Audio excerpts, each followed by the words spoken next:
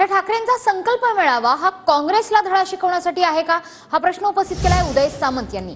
राज्यात जास्त जागा लढवण्याचा काँग्रेसचा संकल्प आहे। काँग्रेसनं आपणच मोठा भाऊ असल्याचं ठाकरे गटाला सांगितलंय, असंही उदय सामंत म्हणाले। छत्रपती संभाजीनगरमध्ये शिवसंकल्प मेळावा आज ठाकरे गटाचा होतो आहे। कसं बघता या मेळाव्याकडे, काय सांगाल? पक्ष वाढवण्याचा प्रत्येक पक्षाच्या प्रमुखाला अधिकार आहे। उबाठाचे पक्षप्रमुख म्हणून तो संकल्प मेळावा घेत असतील, परंतु तो संकल्प मेळावा व्हायच्या अगोदर काँग्रेसने एक संकल्प केलेला आहे की महाराष्ट्रामध्ये तेच जास्त जागा लढवणार आहेत, त्यांचाच कदाचित मुख्यमंत्री असेल असं त्यांनी सुतोवाच केलेला आहे।